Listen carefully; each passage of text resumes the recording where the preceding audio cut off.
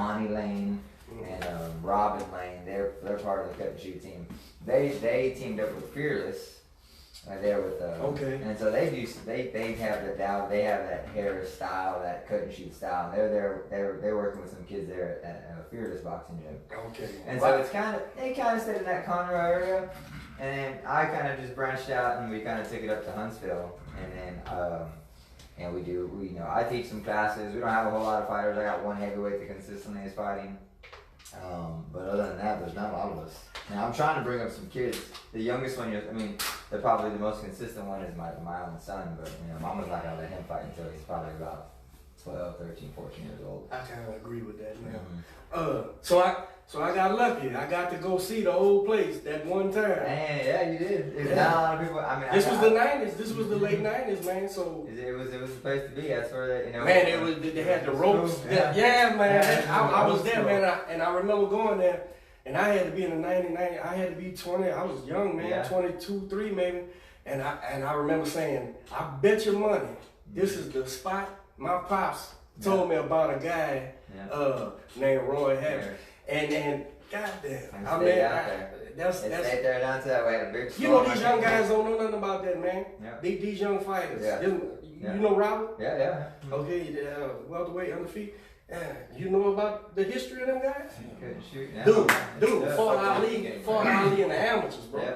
Wow. Man, these guys, I'm telling you, man. I'm glad you came in, man. Hey, Instagram, Facebook, this is Coach Derek. We had the Soapboxing Podcast with my co-host Manny Fresh, and we got Houston Hitman Robert Redmond sitting in. We have our special co-host in today as well. Yeah. And my man now, Tigre, Alfonso Lopez. We was doing a little history lesson. He was telling me, and man, I'm enjoying this, man.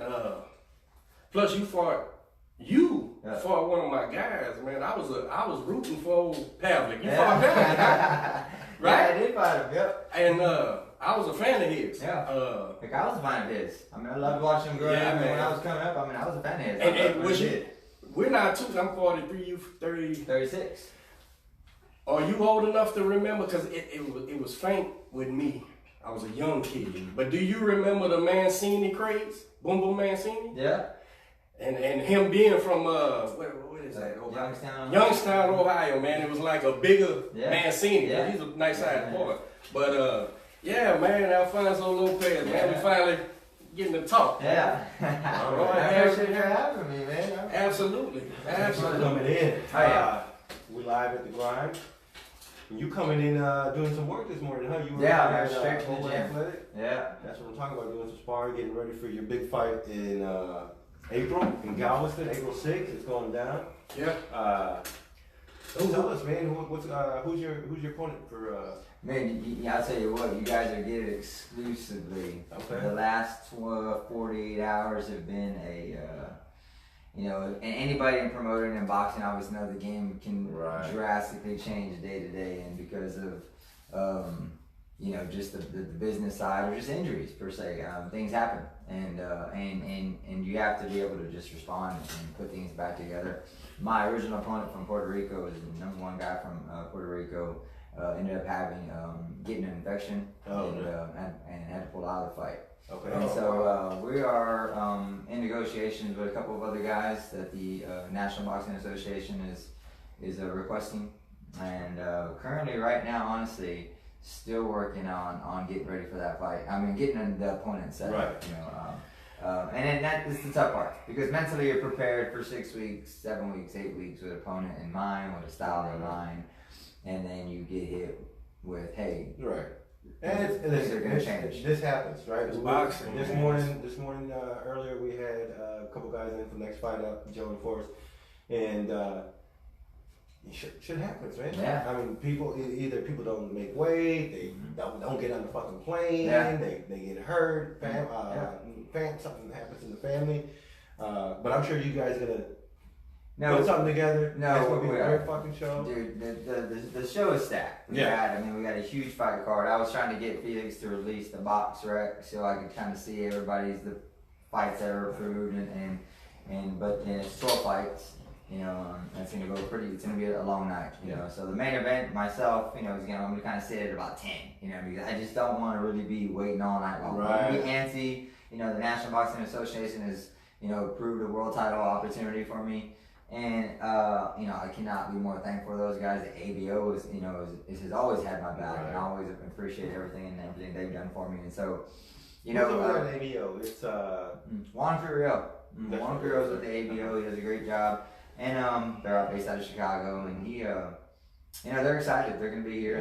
They're having a whole little event that weekend in Galveston. You know, where they're doing some awards and stuff like that. They're really trying to stay in touch with boxing in our area. But yeah, we're working on it. The show's gonna be a fabulous show. Yeah. I mean, we just you know, the 12 fights are all tough fights. You know, when we first went with where fights happen, you know, you just wanted tough fights. I always told the guys when we started the promotional company is that we didn't care what the record was, if they were undefeated, if they had some, you know, several losses. We just wanted them to come in and lay it all out on the line and put on a good show for the people. At the end of the day, it is entertainment, right? I mean, it is what the show looks like. It is lights, it is cameras. Are we trying to build careers? Yes. Are we trying to give kids opportunities? Absolutely. But at the same time, we could have a ton of fun and make it really look pretty cool. Yeah. And give them an environment that they may or may not get at larger, bigger scales of, you know, on bigger stages. And we hope that they do. But we're going to give them something that's very similar and here in Houston where they can bring all their fans and create more fans. We have Roger Ibarra on that card as well, huh? Yeah. He's fighting Coach Jaime is one of our trainers here.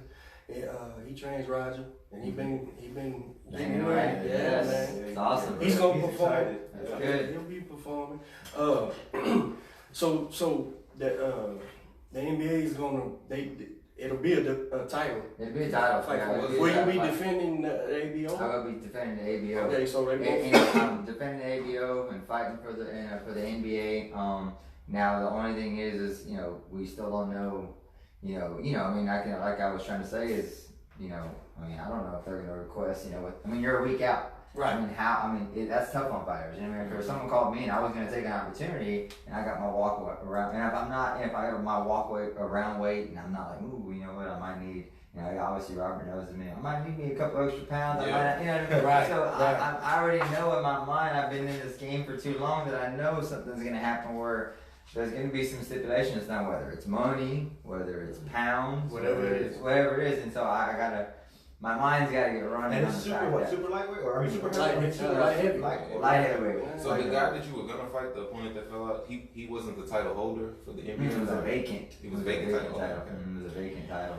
Now we messaged one time, and I was talking about the NBA title. That's a steep title if it's the same thing from the original National Boxing Alliance. We're talking about Joe Louis, we talking about Roy Jones. Yeah, we talking about a real, you know, if they trying to get back on the top, you know, it has history, man. It has history. And you know, match that with your history that we've been talking about. I'm excited. I'm excited. And what's really drawn me to the National Boxing Association is that they had history. They've been in the game for a long time. And, you know, when I first reached out to the ABO for a fight, it was you know, it was for me looking for someone who was doing big things, trying to come up with just the way LD Promotions was coming up. You know, something that, you know, was on the way up. It was trying to do other things to help more people, and that's how I, you know, teamed up with Juan. I called him and I said, listen, this is what we're trying to do, and I'd love to, you know, represent your organization. You know, these are the things that I'm kind of donating to. I see that you're doing some outside work with, you know, the community in your area,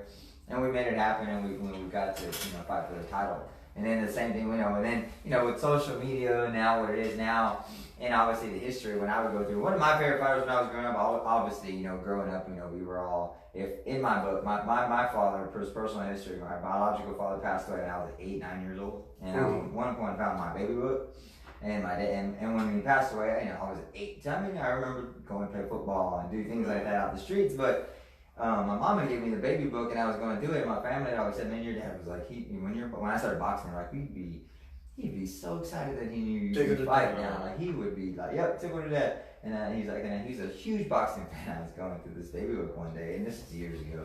And he had written in the book when Mike Tyson won the world title. He was the youngest guy. He had wrote that in my baby book. And I was like, looking at it like, what? Isn't that something? And I was like, this is nuts. Like he was that deep, and you know, I mean, he was just in there. And I said it was pretty cool. And how it's gone full circle. I played all sports. You know, I mean, I got into boxing obviously a little late when I was in college.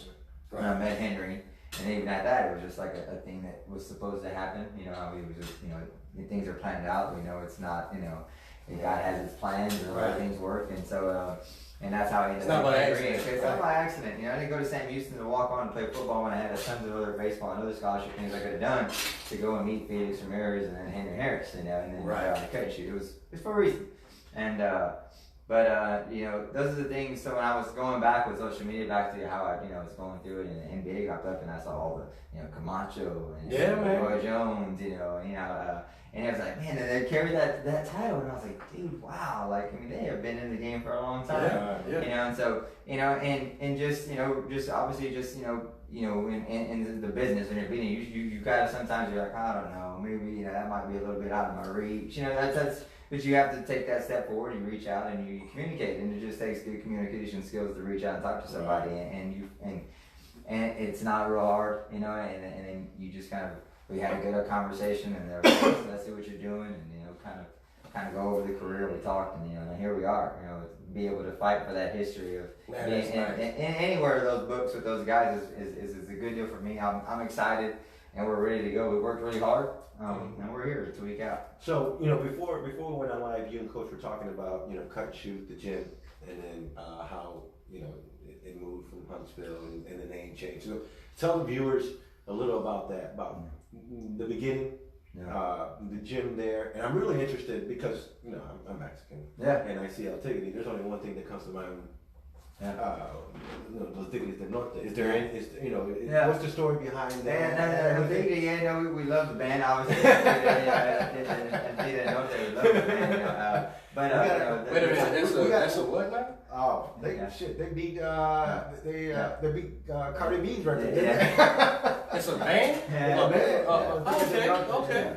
But I'm sure there's no real connection there. Obviously, you know, I play with some of their music, you know, but no, there's no connection. The whole thing that really came from, you know, you're coming up as a fighter, you're always like, how do you get that name? Yeah. You know, everybody has that name, and like, you know, you just don't come out here and just, you know, just pick it. You know, Henry was out there, and when I was in the amateurs, I was competitive. I was overly competitive, you know. And when I got into boxing, Henry just threw me in there with these guys he'd been training for years, and I was kind of like, man, I fit the box that guy my first day. And he just wanted to see what it was like, you know, and test you a little bit. And then when he saw that I was very competitive, and if I got hit, I was going to get it back.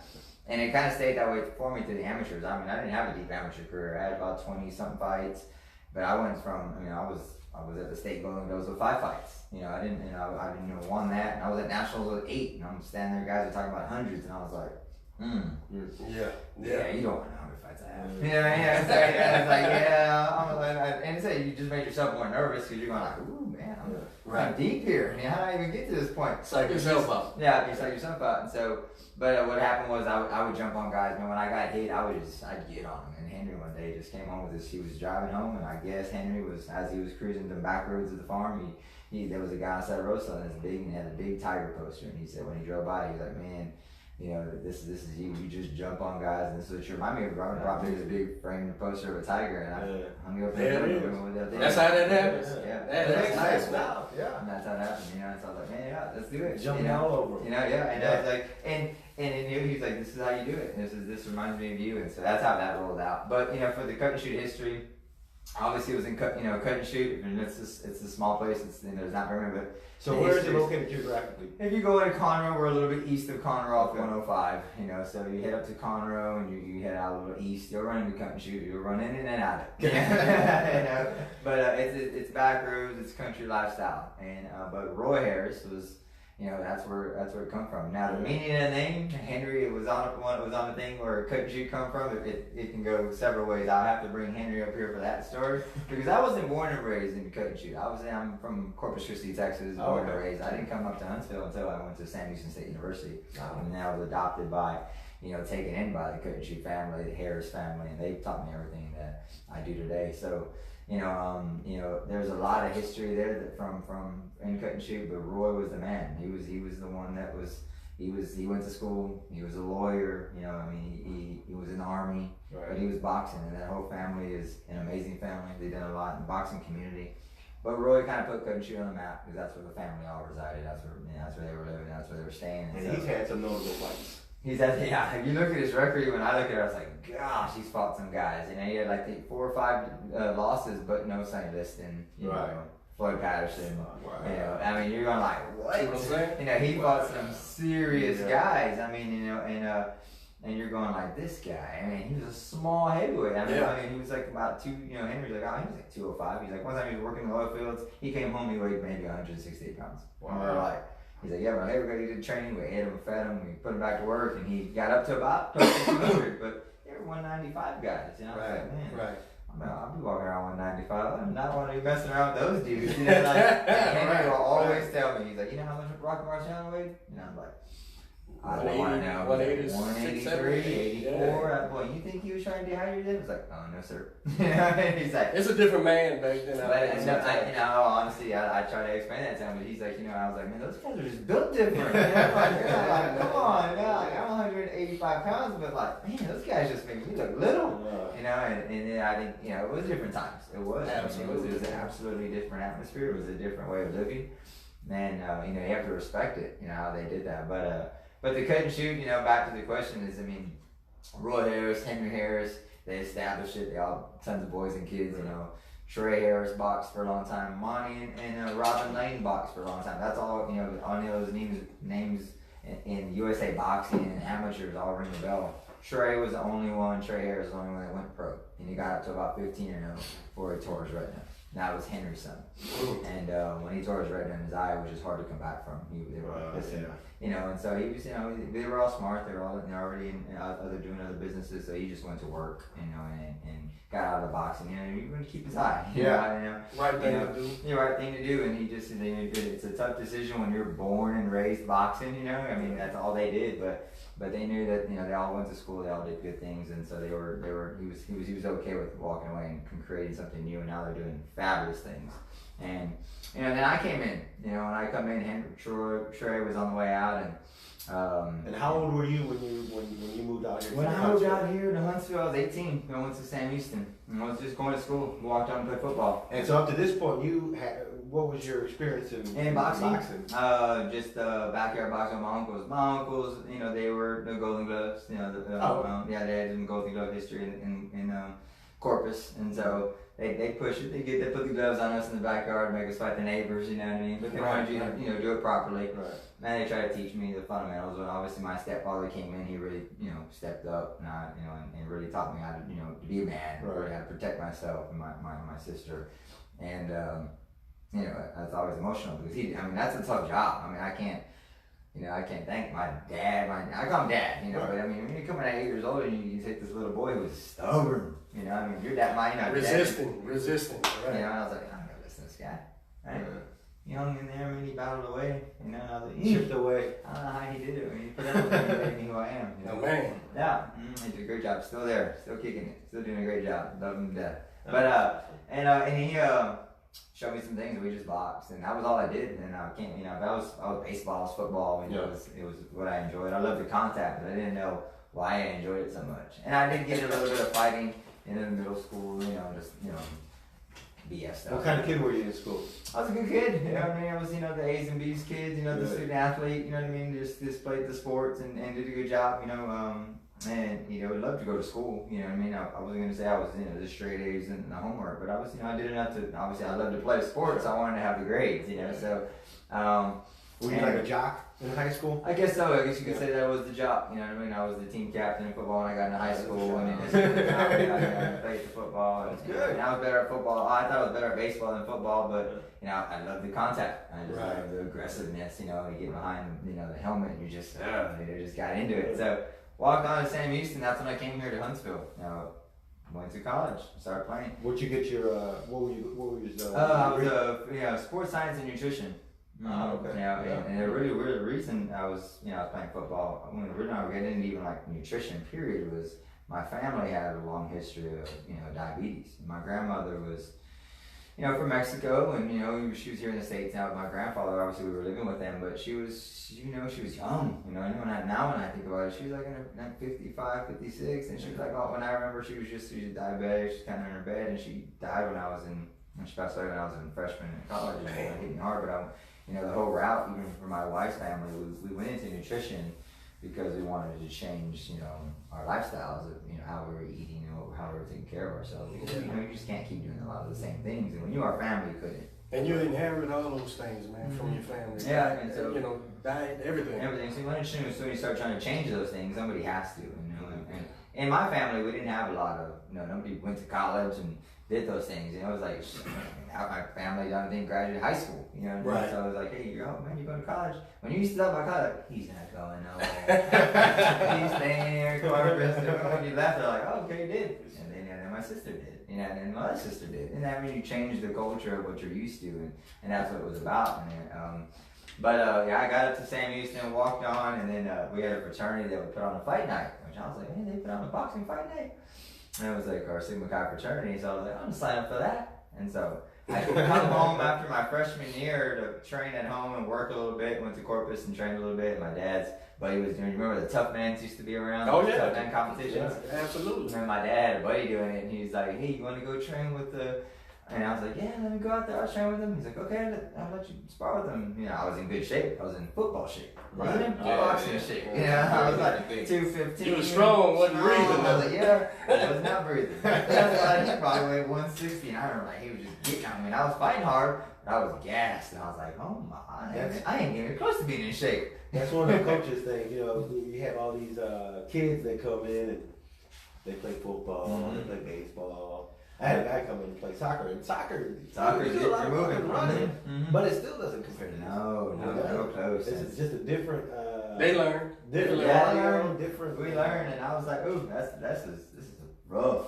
Yeah. And we did it for a little while. Obviously, you were there for the summer, and then my dad had an old friend that was, I think, boxed professionally, and his name was Rudy. I won't remember his last name, but he was like, I'm gonna have some fights in my garage. You should bring your son. And my dad was like, you want to go and do these fights in the garage? And I was like, yeah, sure, why not? Showed up, got into a fight in the garage, you know, with the boxing gloves on, but in the garage, and and knocked him out, but knocked him down. You know, they granted me the winner. I'm like, oh man, that was cool. Come do that again next, you know. Next week. And I was like, okay, so we did it again next week. Had those two fights. When I walked in the second time, it was like a 280 guy. I was like, golly, but I was about 215, so you know, I was big. And you know, beat that guy up too, and I was like, oh man, this is what I should have always been doing. What position? I was a linebacker. Oh yeah, okay. Linebacker. When I was in high school, I was a middle linebacker. When I got into college, if I'm gonna pick a football player to be a fighter, as far as the agility and having to move and burst, you know, maybe that's the best one. I'd rather a soccer player though. But we got into it, and when I came home, and I walked straight into the coach's random's office at the Sam Houston, and I was like, yes, coach, I think I'm done. I'm not gonna. He's like, well, you made the team, when you're here, you know, you're fighting for a scholarship now. And I was like, yeah, I'm gonna box. Really? Like, come on. I was like, I'm gonna sign up for the Sigma Chi fight night over here. I just met this guy named Felix Ramirez, and I'm gonna start boxing.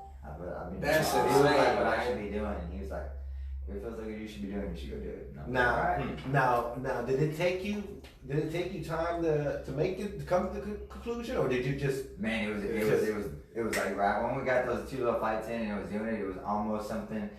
I always explained to people when I was in college. I tried to tell them, like, you know, I'd be like shadow boxing, which now we call shadow boxing. I would be looking in the mirror, I'd be throwing punches. But I also, when I got into high school, I also was very aggressive on the field. But outside of the field, I could walk away from any fight. Anybody walk up, nothing seemed to bother me. It's like I had this discipline of a fighter on the street, but I never really fought. I didn't have that, but I had this mentality from not only watching the Chavez's and just wondering how they did it, and growing up a boxing fan, and I was going, man, I wish I could do that. How do they do that? But I always walked around with this mental thing like that. I knew I could fight and protect myself, and that I could really hurt somebody. That no matter what the case, if somebody jumped on me, it was always like, hey man, my bad. That's right. That's me. I'm that guy. Yeah, you know, they were calling me X name or that name. I was like, yeah, that's me. Okay, whatever. Didn't bother me. Rolled right off, moved on about my business. Never got in a fight through high school. And I was like, boom, just went through it, never got in any trouble, never no controversy, could walk away from anything. But I carried this thing that I thought I could fight. I was shouting boxing in front of the mirror. I never knew why. I never knew why I did these things, while I was playing football, And so when we started getting into it and started boxing with my dad, and then we got into the fight and came here and met Felix and Henry, and I walked away from football like that because that made I was like, oh, I think this is what I should always do. That's crazy. But that shows that, the character of a fighter before you ever even laced up a pair. Yeah. And you always hear that term, you don't pick boxing picks you. Yeah. It's like, it's just in your character. It's how you're raised. It's who you are mentally. You carry. And I've always carried myself that way. And so when I walked in, came in, went over. We went to Henry's house. Felix took me out to Henry's, and Henry was that old school trainer where he was still working in real estate. He came up and he goes, "Get on that double end bag." I was like, "Man, how am I gonna hit that double end bag? I'm trying to hit this double end bag. Couldn't hit this double end bag. Man, I missed it." He's like, "Just stay on that thing. Every time you come work on that double end bag, I want to see you, and I'll see you next week." And I was like, and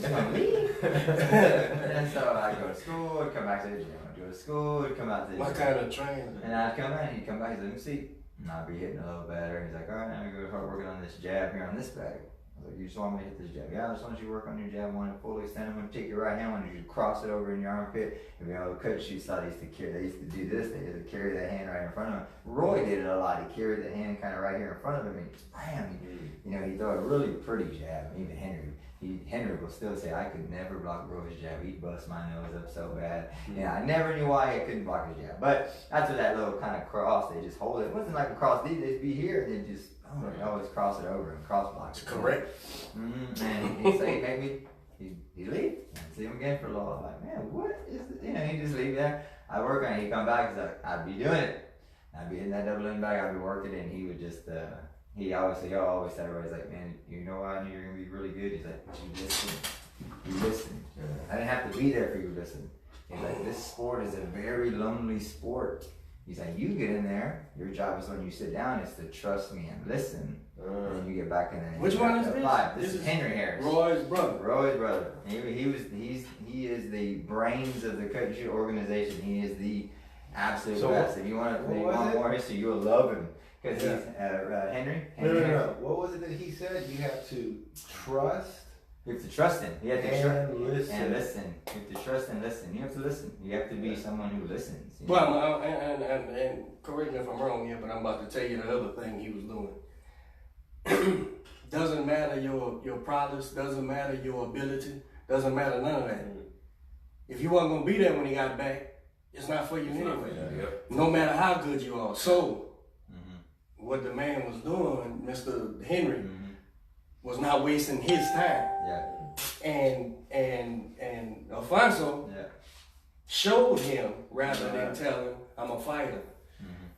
That's something that's missing in the sport. It's missing in the sport. A lot of trainers they see that ability, and it's almost like and I went through it as a young trainer. It's almost that carrot's dangling right there, right? And as a trainer, you're like, man, if you have different guys who let's say the guys who show you the work, but they just don't, it's not there, right? And so they'll have a certain amount of success, and then that's it. And the trainers sit there and go, "Man, if I had a kid that was just this or just that," and so then that kid walks in, but see, that's physical. That doesn't matter, man. If the physical doesn't match the drive, I call it drive and character, it doesn't matter, man. And that's the genius in the old school trainers, man. And I like what you just said, it's a lonely sport. Dude, I could holler at you from the corner what to do and try to freshen you up and remind you, but then you're back out of there. You're back by yourself, man. And man, I love to hear this, man. Henry he's super genius. I've learned everything from him, and we always. He'd take me everywhere. We would just go when I started, even in the amateurs, we would just drive to sparring, And he wanted to, when he saw that I was listening very well and he knew that I was taking something, obviously he saw potential, but he started from the ground up. I was throwing jabs, and we hit a lot of straight punches, and everybody asked me, "You got a lot of straight punches?" I said, "Yeah, we don't work on a lot of combination stuff." It was lots of jabs, lots of straight right. We throw a hook in there. We have to step back with an angle this way and that way. But everything was right in front of me. Now, he wanted my hands just right here in front of me. He didn't want them down here. Now, as I created my own style, he didn't come and say, like, keep your hands right here. He let me develop my own being, which obviously came from my history of watching. I can do anything. I can emulate who we emulate, but who we want to be like, right? You wish you, but you're still you, and you have to be able to put your hands in the right position eventually. And so he always, if you can punch from right here, make sure your hands are here. Surely he understood. And He so was going to develop you from the proper set. So he just gave me the right ways of punching and snapping my hips and whipping my punches out there and pushing my punches. And that was a long time. Keep throwing me back on that double end bag. When I got a little better, let the punches come out straight. I remember some brutals, and he just let me just punch straight the whole time and never remove his hands. Just pop, pop, pop, pop, pop, pop, pop. Anyway, it was so tough. I was like, God, this is rough, But he took it, and as I was getting better, we just started driving everywhere for sparring. So this was when you started training with him when you were 18. Mm-hmm. And 18, 19. Oh, I was probably about 19. Because what happened, honestly, if we wanted to go in order, when I got there, remember 2001, we had September 11th. Right. I was already working in there. Felix Ramirez obviously was Henry's right hand man, which Felix was a young guy doing there most of the time for us, and running the fight nights and coordinating things. Felix is a Marine. 9/11 happened. Felix leaves. Henry's staying busy, but now 9/11 has happened, and Felix is shipped off. And so now really we are on our own. Henry would come out, like I said, that was part of the story. I didn't really mention is Henry would come in, he'd give us a couple of things. He had lots of things he had going on, and now Felix really wasn't there. And so now we're just working on things by ourselves. Me, Alicio Castaneda was in there as an old pro.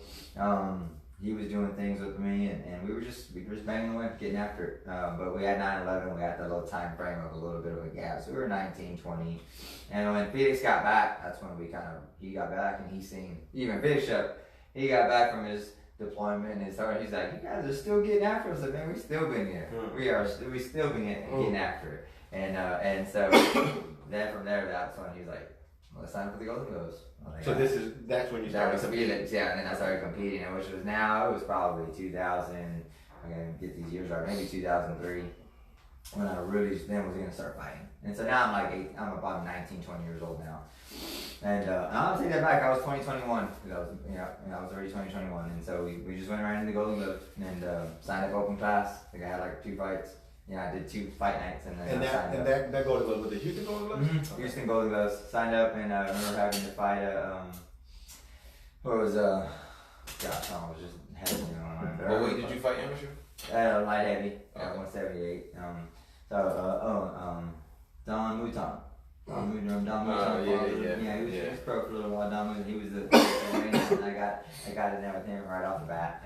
I actually had fought him in Savannah. Man, I actually fought him in Savannah's and was in a really rough fight with him, like my 3rd amateur fight, and he beat me in Savannah's gym at that just a show, and then we ended up fighting the Golden Gloves and fighting again. I beat him, and that's what got me to state, and then it was kind of one thing I just repeated again the next year. It was then I started, getting a little confidence and fighting a little bit, and learning more, and getting more comfortable with my style. How many Golden Gloves did you end up winning? 2.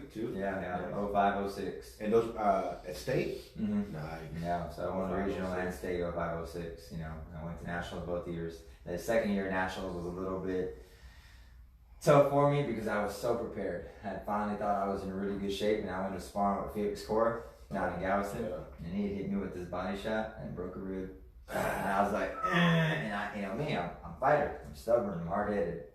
Slathered up some old, Henry had some old greasy just stuff that would take the pain away. It stung, get real red. And I just kept rubbing it on there and trying to heal for the week. Flew out to Ohio, I think was where. Where's Bud Crawford from? Nebraska. I think we went up there, and that's where Golden Gloves were, and I just slathered it up, and I would leave my shirt halfway on when I see the doctor. It just had this nasty bruises actually this side. And I made it through like 2 rounds. Well, the first round of my first fight, I would have been okay. I was like, man, I'm doing good. I'm like a boxer, I can do well. The guy lifts me up and slammed me down. On my side. So I was like, I was hurting. And I win that fight, get to the 2nd fight, and I win that fight. And the 3rd fight, I was fighting Bear Richardson. Bear Richardson was Nassim Richardson's son. He was good. He was long, he was tall, and I was like, man, and I was just in a lot of pain. Made the weight fine because it wasn't really rough for me, but when I got into it, Bear was just good, and I was limited, and he hit me like 3 or 4 times right on my wrist. I lost the decision to him. But it was I went in there and battled away as best as I could. It was a broken rib. It was fractured. It was Listen, I was in there screwing around sparring one time and I got hit and it was a bruised rib. Yeah. I collapsed, fell over the ring. I wanted an ambulance. I didn't see a place. I thought I was gonna die. And that was just a bruised rib. Yeah. Let alone you're fighting rounds. You could not breathe. This is how I know. This is how I know exactly I'm doing what I'm supposed to do when it comes to boxing. Because I've had a broke rib, nothing to do with fighting. And there is no way in hell I'm finna get in the ring with a broken rib, man. Let alone win a couple fights. You know, I recognize it. It was not easy. It hurt to breathe, man. Let alone fight. You inhale, you feel like you're getting stabbed. Yeah, you're right. And so you in there. It was bad. Battle. It was bad. I mean, I remember just being my roommate was like, dude, what do you put on? Man, we like get orange. I forget what it was called, Sun Breeze. It was this mix Henry made me, and I was just rubbing it on there. I was like, it's alright, I'll make it. You always hear some great stories. And they get some of that Sun Breeze just in case. Yeah. Fighters broken with broken ribs. We had shit, man, his name slips away. He got into that car accident, didn't tell anyone, and they was gonna fight them. I mean, but that's what you gotta do. Yeah, but that man, I've had a broken nose a couple of times. Man, that's so what? That broken rib, man, bro. Yeah. That's like you can't breathe. You can't. No, let alone you barely can move. Honestly, yeah. The first days or the first worst, like I had a good week. I would just remember, man, I earned this national championship. This trip, and we went through all this hard work. We're going. We just suck it up, and we just didn't do nothing for the week and flew out the team, and did the best I could. How much do you believe? This is interesting to me how you started and age and stuff. How much do you believe your age, the late start, helped as far as the fast track? Yeah, I think the being older, starting older, starting later, as a fully grown young man, right? I think it's a huge difference in not only longevity, but just in overall health and physicality of your body. Though I was an athlete and I got banged up in football and had some injuries. Not getting hit in the head. Football, it's not getting hit every day. We're not in here sparring. And someone was saying, how many rounds y'all spar? I was like, man, when I'm at the peak, I'm sparring close to 30 rounds a week. Right. You know what I mean? Some days are lighter than others. Some days are really rough. Depending on what you need. What you got going on. But it's tough, and so imagine if I had been doing that from 8 to 18. See, we learn to fight as kids and all that, the entire family. Yeah. And coming from a boxing family, and being a trainer, I've been a trainer now 20 years, 21, 2 years. Yeah. And I'm constantly evolving. I'm constantly learning like everyone. Yeah. And I'm not that I'm saying a kid shouldn't get involved as pee-wees. Sure. But man, I'm starting to lean a little more now. 18 is, like you said, late. Mm-hmm. But somewhere around that 14, 15, 16, because you have the maturity, mm-hmm. the mindset if you're gonna do it or not. Yeah. You were certain at 18, 19 years old. I'm walking away from a scholarship. That's something completely different. Yeah. That's how certain you were. But I think these young kids, you bring me. I think of it in terms of my boys. What you gonna do if your son come to you and say, "Dad, I don't want to play football no more. I want to box"? I'm gonna try to deter him from it. He's in a situation. That's what I mean. Yeah, he's in a situation. I mean, but once he becomes 18 and he says he's gonna box, well then I'm gonna see to it that he can fight the best he can and surround him with the best people. But I look at him now and be like, if he catches the bug for fighting, he's a dual athlete, football player, and basketball player, and they're paying for him to go down here to Kincaid and Memorial, the prep school. Awesome. As a freshman, he started there. I mean, he's a great athlete. Yeah. He's 6'1" now, 15, 150 pounds, and they got him on the weights and developing his. if I didn't know him and he walked in the gym wanting to be a fighter, forget about it. Y'all in trouble. You know what I'm saying? But I'm evolving. And that late, what we were taught was a late start. You know, because then I also look at some of my fighters that I've been with for years or been around, and they started at 8, and you know, by 15, 14, they burnt out, man. Right. They looking at the little girls and whatever the case may be, which is normal. It's absolutely normal. So, you know, when you think about it and you say, well, man, if this kid, the same driven kid with the ability and the understanding would have started now, no telling. You know, I'm just talking about it. I don't know what's, it's all different. But, you know, you got a lot of world champions that started when they 8 and they still kicking, you know. Well, you look at Mayweather did it really young, obviously. Right. If you look at his career path, right, I mean, he didn't have to, until he fought at his best when he, you know, obviously he got that huge contract and he consistently fought. Imagine when he didn't fight as sharp as he did when he was kind of like 2 fights a year. But when I gave him that, you got to get these many fights in a year, you saw that he stayed in the gym consistently. Right. And you saw a different performance from him every fight on that last stretch, in my opinion.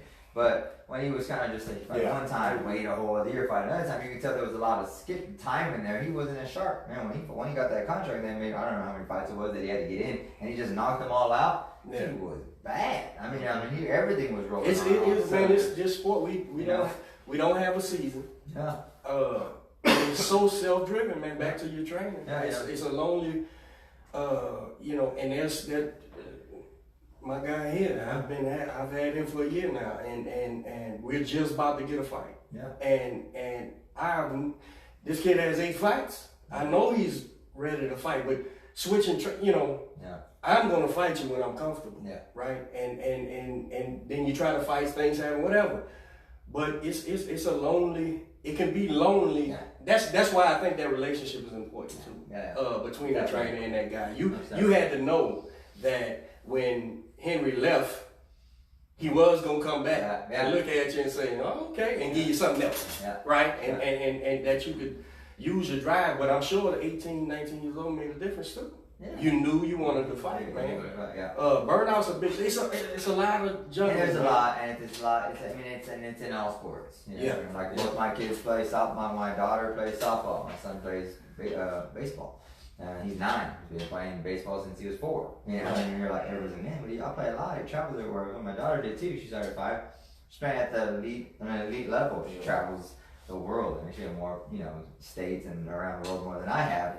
Playing softball, then, you know, I did boxing. So it's but man, she can get burnt out. And I was like, I know it's up to her, but there is a lot of, you know, like you said, there's no off season in boxing. In their sports, there's a good off season. They can take some time off. They can, you know, they can do a couple things. Do the family vacation and get back to spring training. There's a lot of time off, but in boxing there isn't. And you know, so you get to push that right age. I honestly think the older they get, it's better for them. I just think that, you know, I think there's a little more brain development. That was the question. A little more brain development. You let the kid develop at 14, 15. If you start at 12, 13, doesn't mean you hit in the head. You can just start with the fundamentals. You know, right. The bag, hitting the heads, moving. And you have like you said, developed brain as far as their thinking, but also coordination. Everything is who they are. Yeah. Now you know what you're working with. You got their balance. They're kind of going into their bodies. You know, they're not going through growth spurts that you're making. And if they're going to fight, you'll know. You'll know a year in. Otherwise, they'll be going to the next step. So it turns into.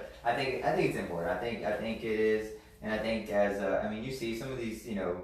You can start young, yes, and they're highly advanced when they're started age, and they get to being really good at 20, and then they're done at 30. Okay, hey, I mean, they have the discipline to get that done, but just how much wear and tear. I mean, what's 30 to 40 going to look like? What's 40 to 50 going to look like for them compared to? And I haven't seen that research. I don't even know if that research is being done, or whether you have a fighter who starts at 20 and goes to 40. Right. Then what does his 50 and 60 years look like?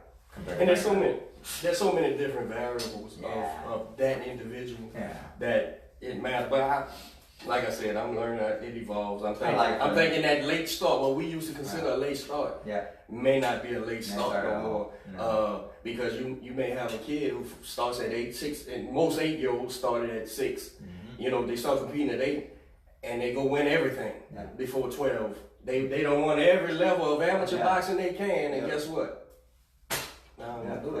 they may never say it, but the actions are showing they don't want to. They don't want to do it no more. But and then there's the ones that'll keep going to like you said. But it's all evolving. Facebook, Instagram, you are watching Soapboxing Podcast. We have Alfonso Lopez with Tigre in the house. We're talking about his amateur career. A little about cut and shoot. Yeah. Started at age 18. We got Robert Redmond in the house, special co-hosting. One quick question before we start moving into pros. Did you get any slack from the family when you quit football? Not really, no. No. But my parents were. You stayed in school, right? I stayed in school. Yeah, I graduated college. I went through it. I worked a part-time job at TDC on the weekends. Which kind of limited me participating in more amateur events. I just trained during the week. I went to work Saturday and Sunday. I married, my wife at 20. You know what I mean? So we were both in college and determined to finish, and I had my baby girl was I wasn't even done with school when she was born. So my wife worked through it. We took the baby to school. She got her master's. I got my bachelor's, and then I decided to turn pro. And I fought obviously into this. I even got when I won the USA National Championships and lost to Christopher Downs and got a silver medal. I was ranked number 2 in the country, and I was getting a little stipend from USA Boxing. So that was helping me get through college also. And so it was a neat deal. What age was this at? When you USA Boxing? Yeah, I was still in college. I was like 20, 21, 22. And then after you did that, how many amateur fights did you have total before you turned pro? I think I was like 25 total. Yeah, I didn't have very many. Yeah, I did not have very many at all. But like I said, I was working the weekends to support my family. I was in school. I was determined to make boxing work, but I also knew that I wanted to finish school. I wanted to graduate, college, and so I did. 2006, graduated from University of Sam Houston, and turned pro in 2007. Nice. Yeah. So you got your degree, and then you turned pro. Yeah. Love it. Yeah. And then tell us about your pro career. It started very similar. I was.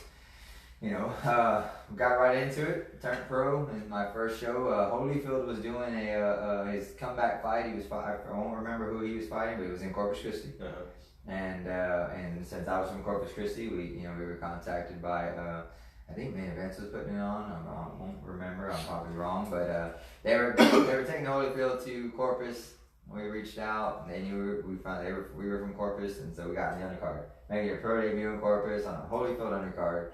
And you're just kind of like, man, talk about like easing into things. And I took and then your matchmakers call balls to the wall. Yeah, big stage. And you're like, that's your pro debut, and now you're on these lights, and you're like, oh man, you got a lot of things to handle. And then the other part was, and then they gave you an opponent that had like 15 fights, and I was like, and for me, I was green, right? I was like, green is great. 25. Henry was like, we can fight anybody. Henry had that. He believed in me. He's like, you can beat anybody.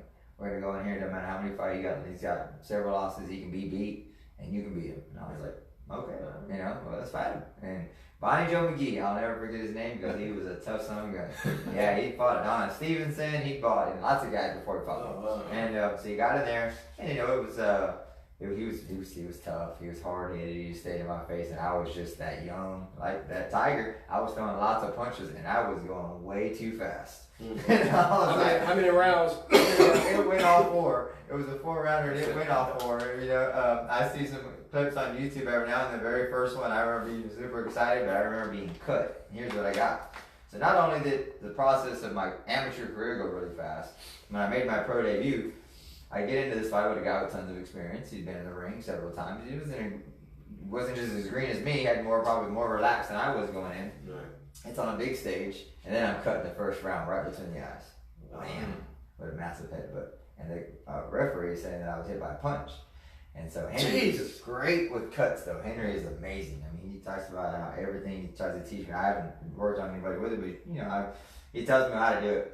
And I'm gassed. I mean, it's big. You actually can see the scar if we look close. And Henry gets in there and he gets on it, and then he gets it shut down. Doctor comes over. Yeah, you can see it's a big one. And I'm bleeding profusely down my face. And I'm like, man, he gets it. He gets on there. So now I'm learning how to do it to cut blood in my eyes. And First fight out. Never been cut. Didn't know what it was gonna be like to be cut. You get the bloody noses. You know how to do those things. But now you're cutting. You're gonna bleed. you're wiping your eyes and you're trying to fight fast. And now I'm just, so when I get done with that 4-rounder and I went on the decision, nearly had the guy out of there in the 4th round, but I won a decision. And I remember going like, man, well, that's about 3 or 4 years of experience right there in that one fight. And Henry goes, yeah, you got cut, boy. You're going to go get stitches now. You're going to get all the experience. So, yeah, we got the stitches, took care of it. And then it was just running from there. It was finding those. Obviously, we didn't have a contract with anybody. We were the kid that was, coming up from Texas, that was just, did very good in the amateurs, had a good amateur career, but was going to have to do it himself. You remember that 80s movie, Over the Top with Sylvester Stallone, huh? Oh, yeah. Over the Top. That's a hat backwards. Yeah. So, right, that's where I'm going with this. Mm-hmm. You have the coolest demeanor. I mean, everything about you. And even, what you shared earlier as far as you could be out in the streets and you can let shit slide right off of you. What happens when that bell rings and you're in there? Yeah. Because it's a violent fucking sport. Yeah, you can't be cool. I mean, you can be, you're supposed to be cool. Yeah. And collect to a degree. Yeah. But at the end of the fucking day, you have an objective. You have an objective. Right? You're in there to hurt somebody. You can't be friendly. So what happens? For me, the hat turns. Does it? I walk out and the hat flips, and then you're everybody will say you're a mean motherfucker, and that's how you get, whether you're in sparring or you're in a real fight, I walk in, I smile, I say hi to everybody, shake everybody's hand, and when I get done, I'm going to tell you everything that I thought I did, and if you have any questions about what I did that took something away that you were having trouble with, I'm going to tell you.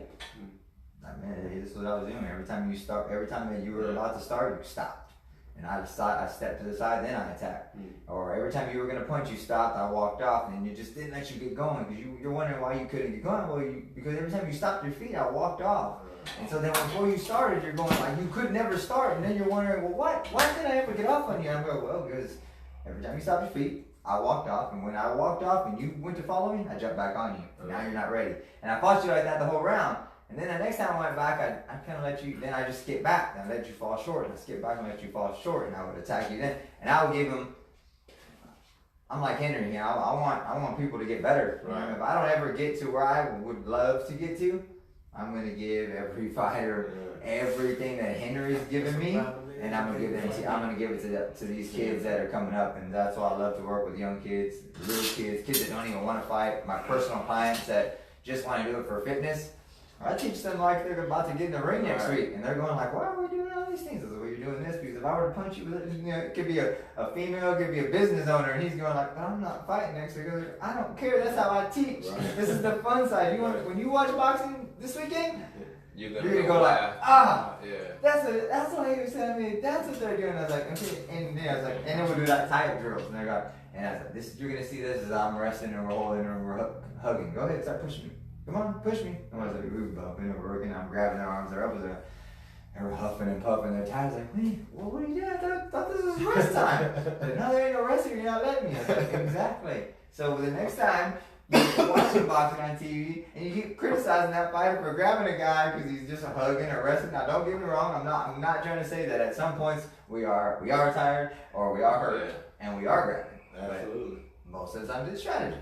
And so I like to share that. I share it with everybody. It's fun. I enjoy it. I mean, I have a great time teaching it. But it's back to the title. I got a little off track, but I turn it on, and when I get going, and it's it is. But you're aware of that. I'm aware of that. I know when to turn it on, and I found myself from teaching to boxing to coaching. That sometimes when I get in there, I'll be in a coaching mindset, and you can tell the difference. You're like kind of a little bit pushier. You're kind of like you're working on things, and you're kind of not really going and snapping. But Henry will be there. Henry, 80 years old, knee surgery, never missed a sparring. Now, I got Felix at the gym with me, and I'm off time. I still go a lot on my own, right? I'm still there a lot on my own, and but Henry doesn't miss sparring because Henry, when I come back, we're all like the same, where we understand the fighter, each other. I come back and he says like this, and I think this is there. Like, okay, yeah, that's there, and you work on it. Or hey, you're doing this. Like your right hand is going here before it starts, or you're inside. Okay, got it. And he'll always be there. He never misses it. But he'll also be there when I'm going through the motions. And he's like, hey, dude, snap the fuck out of it. Like snap your punches. You're just pushing them. You're just kind of throwing them out there. I'm like, oh, and when you hear his tone of voice as a trainer, now who's like father figure, you're like, ooh, shit, my shit together. It's go time. And you gotta have that. You know, your trainer has got to know how to touch you that way. Right. And like really hit you deep. And it's a feeling that you can't describe. You're like, oh, and it's like, it's almost like you don't want to let them down, you know, but they know also like, hey man, you gotta turn on, you gotta change it up, and then you go a little harder. It's like, okay, come back again, and it's like, hey, you see how that's gonna work, because you know you're not just reaching out there and touching, you're actually hitting through them and you're snapping, and that was easier, right? And they're like, yeah, my heart rate isn't high that time, you know. And so you gotta have those guys there, and you gotta understand each other, and you know, it's you know, I enjoy it, it's great, but yeah, you flip the switch when you're in there. And when you flip the switch and it's game on, it's just game on. You know, when I walk out, so just light switches back off. I go to the ballpark and I watch my little girl, my son play, and I saw all the fans get crazy. And the umpire, even one time, I made a comment like, one time at a ball game, and I was in the dugout, and they threw me out of the game, and I was like, man, I didn't say anything. All I said was, the umpire legitimately said, I'm not out here to cheat the kids. And my comment was, nobody said you were. Right. You're out of here. And I was like, wow. Damn, all right. You know, so I got out. I'm standing there, minding my business, still coaching from outside. And then at the end, one of the parents comes up to me.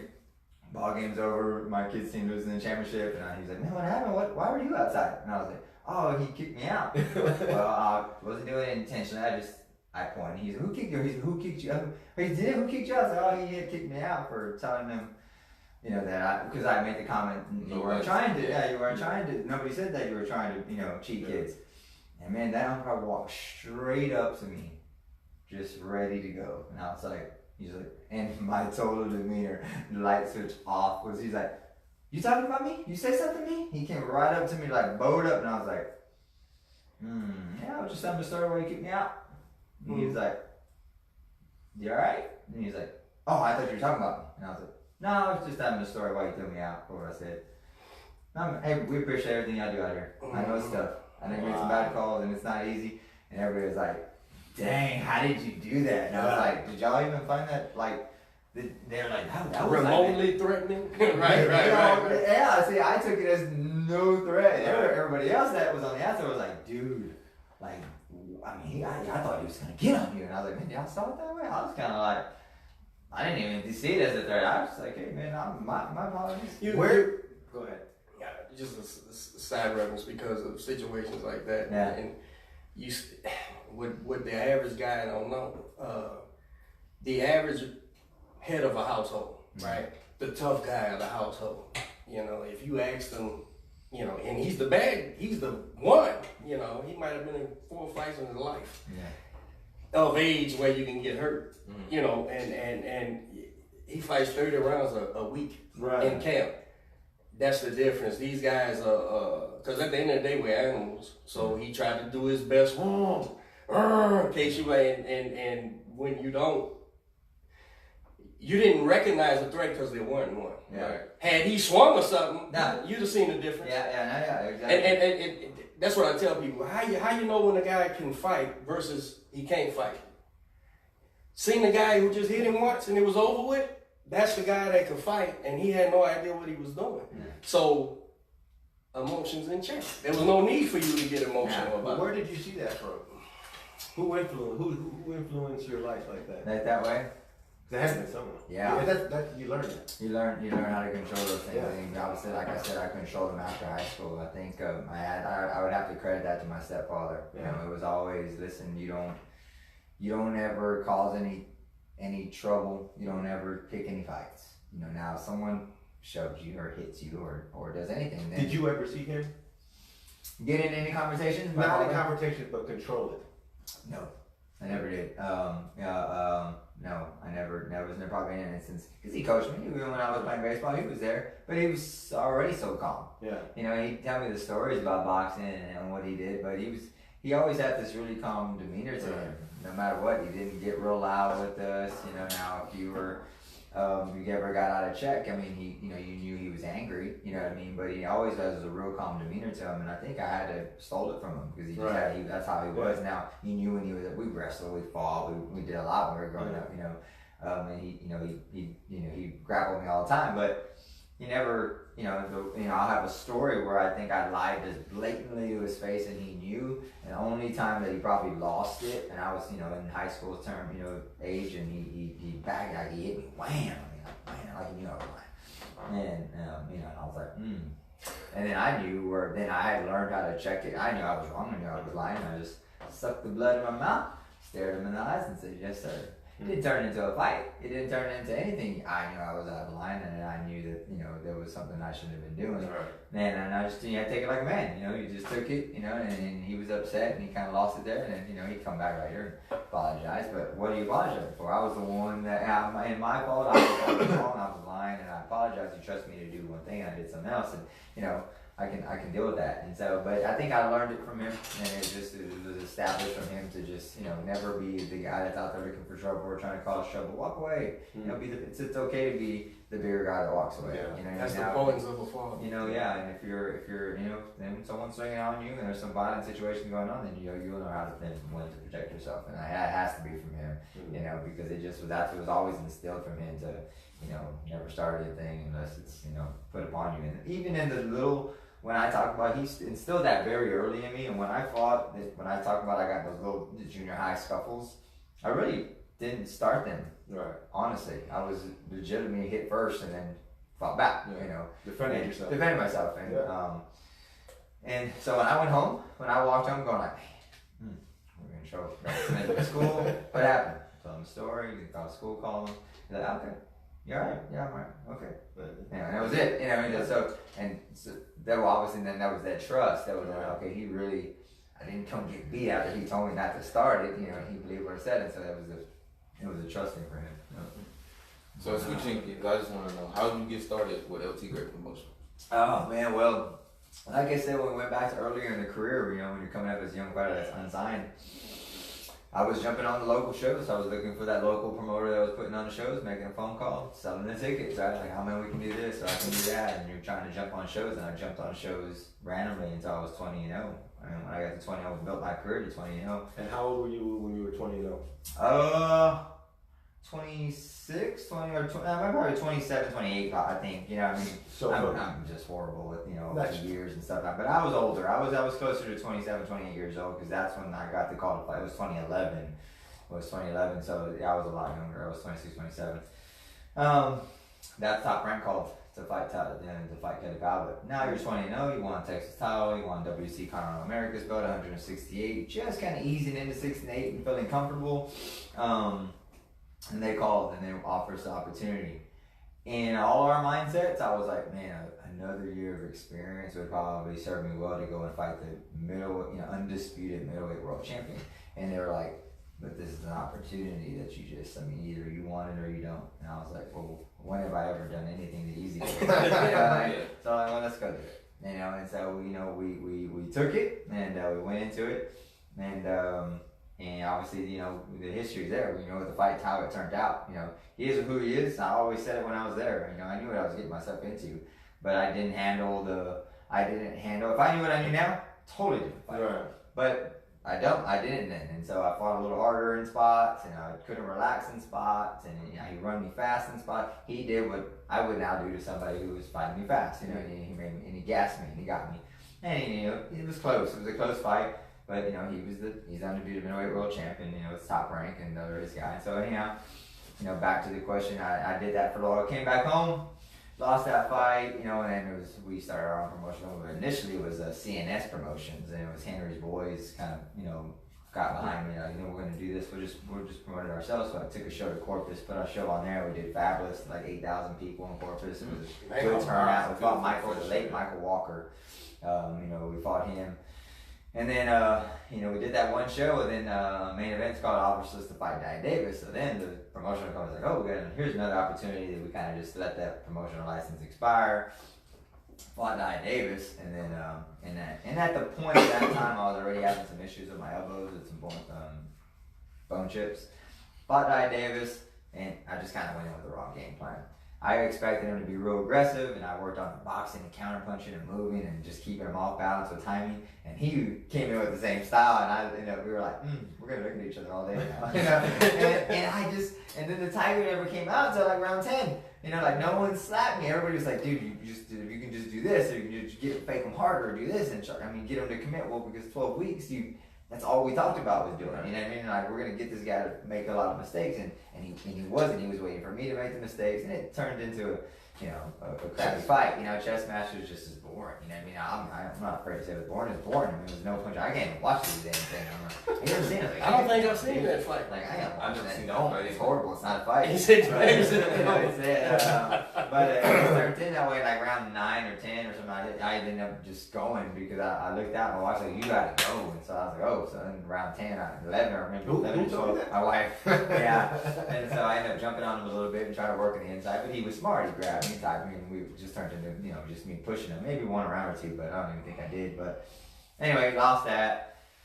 And I was just kind of burnt. It was a long camp, and we ended up taking coming back, and they ended up getting me another fight in Corpus that I didn't really want. And this is the side that a lot of people don't know, is I just got back from that, and like 3 weeks later, they throw me back in there, and I was like, dude, I really don't want to be fighting. I'm burnt. Like, mentally, I'm done. I thought I overtrained for the Diet Davis fight. I was in there for a long time, and I'm exhausted. They're like, dude, it's in Corpus. Let's just get it done. And I was like, man, this is one thing.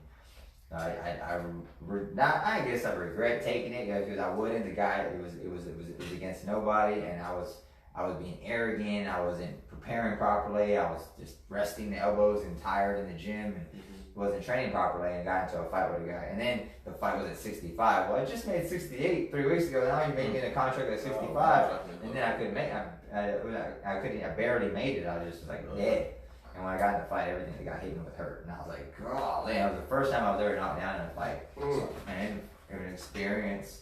If you want to know, you talk about never underestimate an opponent, and then never disrespect the sport, because it will bite you. I think you pay. And we all pull weight. We all do things that we think we can get away with. But man, you'll feel it. Slight dehydration, a guy from not being able to punch feels like the biggest puncher in the world. I haven't been hit by a lot of guys at this, and it was like no water in the brain, just like boom, boom. It's like, oh yeah, this guy is not hit that hard, and he knocked me down in the round. And I was roughing the guy up, and I thought I was winning, but I lost. Did I feel beat? I lost the round I got knocked down in. I didn't feel physically beat the whole fight, but I lost. It was a 6-rounder. I just fought a couple of 12s, and now you throw me in a 6, and now I'm in this sprint. And I'm exhausted, and I get knocked down. You were in a 12 that didn't start to the 10th. Exactly. Yeah, exactly. Now I get beat, and so that third one, I was like, man, I really got to take care of these elbows. I ended up having surgery on my elbows, and I didn't realize I took it 2.5 years off from doing both my elbows, pulled some bone chips out. And when we come back with you, we were either going to start our own promotional company, or we were going to have to jump on some of the local fights. But the fighting, the only thing that we didn't like is it just, locally, then there was nothing consistently being put out, like a consistent where you can keep yourself going unless you were trying to leave the state, or you're trying to go to Arkansas or Tennessee, or just trying to find a show to get on, to get in the gym or get in the ring. And anyway, I did it for a couple of fights. Golden Boy called us. We fought on the Canelo Kirkland undercard, and again, here's why things happen for a reason. First round, throw a right hand, rip my rotator cuff off the bone, and now I'm fighting this slick, cute southpaw from Cuba, and I was like, this guy's fixing to wipe the wall with me now. I hit him with a left hook and knock him out. And I'm like, and when he hit the ground, I was like, please don't get up. I'm in a lot of pain over here. He stumbled, didn't get up, and I win. And then I'm back to surgery 6 weeks later, and then that was another time off. I actually went to work, went to Sam Houston, worked for a couple of years, and then once I got back to health, I even took a fight while I was working. Now I don't recommend that, but sometimes you have to. You do what you can. They were, Sam Houston, when I was working there, was great for me. I had a great team and great friends that let me even go spar and then come back to work. So it was an ideal situation to get everything in, but I was trying. I was doing my best. It was that, that determination. I did an interview the other day, and they're like, what is the one thing that you hold yourself as being the most successful or prideful of? Suffering through this comeback. Because it's not easy. It's not easy on your family and your kids, on everybody, because you know, how does camp affect the family life for us? It's very hard. You know, everybody. You know, it's difficult. You know, because there's a lot of quality time that you miss out on. You know, from your spouse, your wife, to your kids. I've always tried to do a very good job. I probably do a better job with my kids than I do with my wife. You know, I mean, which is not how it should be. I wouldn't recommend that. You know, spend more time with your wife than, you know, and the kids. Yes, they need to have you. You need to be there, but it's extremely difficult. It's not easy. But it sounds like she's involved, right? Like she's involved. She's there. Yeah, she's there. She's building her own business now. She's sitting ringside. She will tell you. She will be on you. Been married since you were 20. She knows. Like, she knows that. She's a part of the game. She's in on it. She knows when things ain't right. She knows when you should fight. She knows when you shouldn't fight. You know what I mean? You tell her, like, I'm fighting, say, I don't like that guy. You know, or even that last fight that I talked, that third one we talked about, she was like, don't do that. You don't need to fight that guy. Just take the time off. Don't do it. Nothing. They want me to do it. I'm gonna do it. Anyway, but so back to the question. Come back after the Rotary Cup. Did a couple. You know, I was like, we start Tigre promotions. We're gonna get back to. You know, we're gonna start putting on a good show. Talked to my longtime trainer Felix Ramirez, and then our close friend Christopher Stalder, and I was like, listen, let's do this. Let's put this thing together.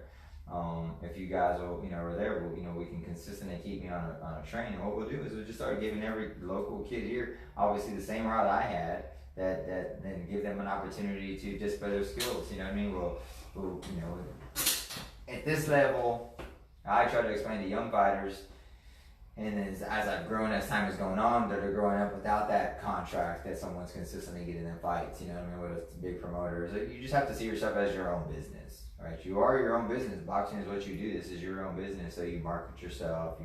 You know, you do all those little things, and you try to fight on. And you fight on these cards. And you get a ticket deal. You know, that's you. It'd be like our, you know, we're in real estate. If right, real estate, it's a business. Yeah. The more you go sell, the more money you make. Mm-hmm. And if you see it that way, and you push yourself, the bigger things will happen. And it's not always easy, but it works. And also the company just started. I was like, we're gonna give lots of kids great opportunities, but what we're also gonna do is we're gonna entertain the fans. We have to make it where it's people walk up in here and just go like the whole, you know, an amateur event with all the lights turn on. You know, we wanted to be able to, you know, have a different level of atmosphere, a little more excitement, a lot more fun. And if we could keep it all in a reasonable budget without, you know, having to come out of our own pockets, it would be even better. And that's how it started. You guys do a lot of, you do a good job with the sponsorships. We do. Yeah, you know, we're all in separate businesses, you know, and so we all have our own little niche that we do. And so we go to our friends and we're like, hey, let's put on a show. You guys want to sponsor? And you know, and luckily, over the years that I've been doing it, I've created great relationships in various businesses. And they support it and they love it and they want to, and I have, you know, this is support. They see what I'm trying to do and they want to see me get back to where, you know, where they think I can get. You know what I mean? Some of them have a lot of belief that, I mean, you can be a world champion. I was like, I think I can be a world champion, but I also, you know, I've got to put the work in. Like, I'm gonna have to do this myself. What's the goal, brother? Year wise. Yeah, age wise. I'd love to be able to fight to 40 just with the science behind how you train, and you know, and I have some really, you know. My wife is the smartest person, you know, and she'll keep me, I could fight till 40, 42, 43, and I would be fine. But, you know, there is a down. You know, you do go down. Do I feel better than I did 10 years ago right now? Yes. But I think that's because I started later. And at 36 now, I'm better than I was at 26 as a complete fighter. I'm actually in better condition. My body's actually to where it needs to be now. Even when I look back 10 years, I was like, man, I was kind of just like 175 pounds, but soft, you know, and now I'm at a different level of training. Not necessarily even more. Sometimes we think more is better, and it's not. Sometimes it's like it's smarter. It's tougher sprint sessions. It's harder sparring sessions with limited rounds, and it's controlling all those things now with science and, you know. Well, knowing yourself too. How you respond, how you feel, and you know, and using you know. Knowledge now and devices to track heart rates and, you know, heart rate variabilities and your sleep patterns and things like that help you. You know what I mean? I use every trick in the book. You know what I mean? And so to heal myself properly and recover from these things and nutrition and things like that. So do you have anything for those listening? What do you What's your recovery process like? After your workouts. After workout sessions, you know, your first couple of things is your first couple of things is just you kind of replacing what you've just put out. You know what I mean? So obviously, tons of water. Right. You know, everybody doesn't really understand how important that just the water alone is. You know, you need the gallon. For what we do, you're talking about 2 gallons a day. You know, everybody's kind of like, how do you do that? I was like, you carry it around, you know, like, and you just run to the restroom every time. You know, you got something going on, or you're gonna be somewhere. Well, then, I mean, don't drink so much. You know what I mean? Because but you know you're gonna have to play catch up.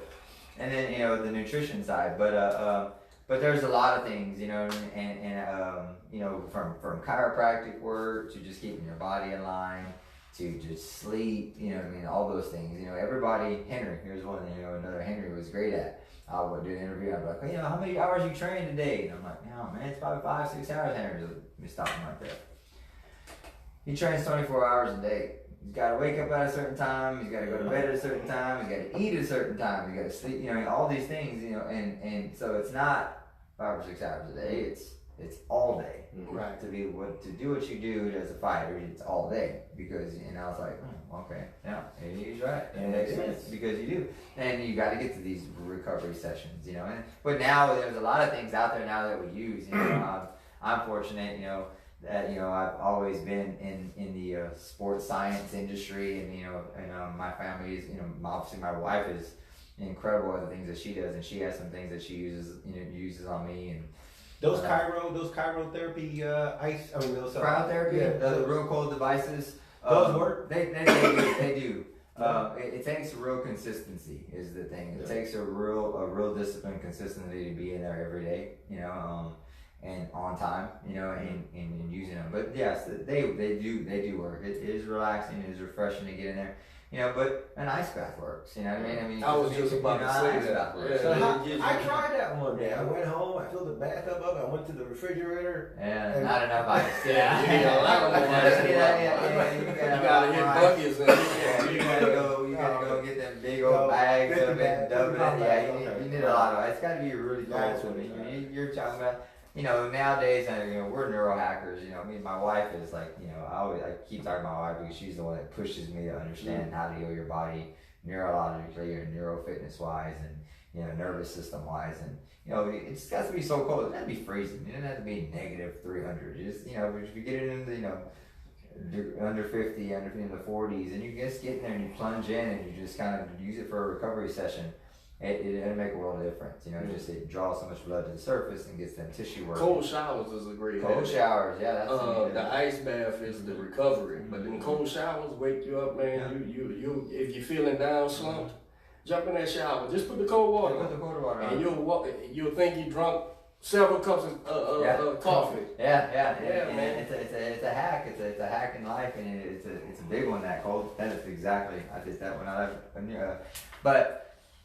It's just proper nutrition, diet, water, paying attention to just little things, how your body's feeling, are you getting 9 hours of sleep, are you getting 8 hours of sleep? Because some days, it's not easy. Some days, it's gonna be 6, especially if we're running 5 a.m. runs, and you stayed up too late. Don't be afraid to push the run to 8 if you have that ability. If you have that as a possibility, or if you don't, then make sure you get the bed on time. How many miles you put in a week? A week, I don't. Here's the funny part is as I used to run. When I was younger, Robert's age, maybe I was that guy. I was running marathon type miles. I did a couple marathons. I was running 50, 60 miles a week. Everybody in the gym knew I just run to death, but I was trying to maintain this high heart rate. I could just go. That El Tigre kind of stand. If it got rough, I could just go, and it'd be okay. I knew I wasn't gonna have to. Worry about getting tired. Right. So I would run a lot. Now, as I've kind of gotten older, we talk about training smarter, it's become a lot more sprint sessions, where I was doing a lot more harder sprints and not as long run distance. Where the long distance stuff now turns into, 15 miles a week, 20 miles a week. I was about to say that when you're caught, and it's something I learned because as a young kid, you don't have to run really. Those buffers, huh? That ain't what you told me. Yeah, I ain't never run. 3 mile runs 3 times a week to maintain, but if you had no sprints, that's smart though, man. It's blowing yourself out and giving you those miles, those things you was getting by going a marathon. You know, now listen, there's fighters out there, don't take it guys for true, because there's fighters out there that need to do 8 miles because their body responds to those 8 miles. But I agree with you. You got to run. I ain't never said not run. I said I did. Yeah. Now you got to run. You got to run. And fighters, there are fighters out there. They like the 5 and 6. Here's the thing. It's the mentality of the fighter. You know what I mean? Like I'll with my strength and conditioning. I got a buddy who works out with me religiously. We get in the weight room, and he's always there when I need to go. And I'll be like, man, I like to get up early and I like to run 5 miles. And he's like, well, if you like doing it, then just go do it. You know. Right. But I mean, you know, and he's like, but I'm telling you, you could go run 15, 20, 100 miles, 100-meter sprints. Be the same, better results. You know, you jack your heart rate up, your heart rate, is going to be up and down, and you're going to get some recovery. You're cheating what you're gaining in that long run, what you're pushing for. You're cheating by adding the sprints on top of a maintenance run, I guess is how you would say. But I think you say like better results because the longer run is more wear on your knees and arms. And you're on that. You imagine you're running on, your sprints, or you're running. It's so conditioned. It's so much more explosive and strength building, power building, muscle building. I mean, look at sprinters. Look at them. I mean, you watch. Look, they're not running miles. They're just running, and they rest 5 minutes, and they run some more, and they're in the weight room. And they're just gonna go incredibly fast. You want the fast twitch muscles, so that's what you want in your legs and your arms and everything. So everything that you do, you train with speed and power, right? Same thing when we're talking in the gym. We're not telling you to. You'll hear us coaches say, you gotta hit harder. But really what we were meaning to say is, I catch myself, be like, to punch faster. Speed is power, right? So the faster you go, the harder it will be. You don't have to tell a young kid to hit harder. They're like, use all your muscles. Like, no, that's not what I like to say, be quick. Be quick. Be fast. Be quick. And so we all have our key terms that our fighters can pick up on. And so it's like, hey, I might be saying, I need you to hit harder, but really, when I say that, this is what I want you to understand. And one time I would train with Henry. He always and every fighter understands things differently, obviously. But Henry used to always tell me, listen, don't stop before you punch. It was always one thing when I got to go, and he was always teaching me. And every year I was always learning something. We're always learning. And he was just like, don't stop before you go. Don't stop before you go. And I was always, when I was younger, I was like, man, so I gotta keep moving my legs, and I can't stop my feet, then I gotta go. That's fatiguing, it's tough. And for a long time I wasn't grasping it, you know what I mean? And sometimes I was probably just doing it, and so he wouldn't say it, and then all of a sudden he'd tell me, and I'd be like, I felt like I'm not. He goes, no, man. And so I was like, what he was really contemplating wasn't so much necessarily my feet, but it'd just be your rhythm, right? Sometimes if you completely stop for a pin, break that rhythm. Yeah, it's like, go, and he's like, they'll find that. Don't let that happen. Like, keep some type of movement with your hand or your feet or your body, then go. And so that there's always something that you're always moving off of a move. And I was like, oh man, this whole time I thought about my legs have to be going. And he's like, in my mind, I didn't tell that person. Perpetual motion, and shoot your rhythm. Let the perpetual motion be your stop. Which you're not stopping. And then when you shoot, you're shooting off. And guess what? All of a sudden you become faster than the fast guy. But they don't understand. Man, this guy, man, I'm telling you, man. And I was actually, have kids come in and they'll be like, you're trying to explain why you should try to keep your body moving. And now, the analogy I always try to team, but for them to see something they see on TV. I was like, have you watched tennis? And they're like, yeah, I watched tennis. I was like, you know how fast that ball's coming?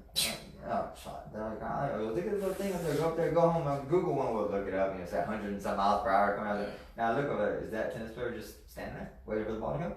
No, they're like consistently. He'll never get it. They're on their toes. Boom. And I mean, so it's the same thing you have to create here. Now I know that we're fighting and we're tense and it's intense and you're mentally, you're putting pressure under you.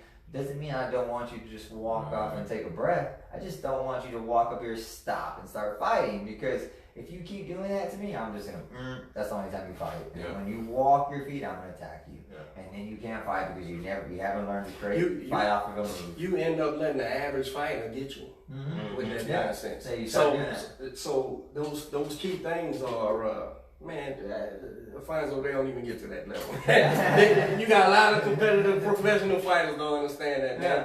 But luckily you were I was where you were supposed to be, man. Supposed to be, and he was always groomed to just be, you know, if you keep, see how you always hear is it's a chess match, it's not checkers, and you know, to some he was like, you know, it's like, well, what if I've never played checkers, you know, or chess, you know, I don't understand what you mean, but it's just there's just stages to understanding how to take something away. He's like, man, he took something away from me. I couldn't get my punches off, and I mean, because every time you might have shown it to me, every time you might have kind of backtracked it one before you threw it, and I just picked it up, and so I knew to kind of give me a little angle backwards right quick so that you couldn't catch me. You know what I mean? You didn't con me with your hands before you went. You kind of, you know, you just kind of tried to go, you know. So the root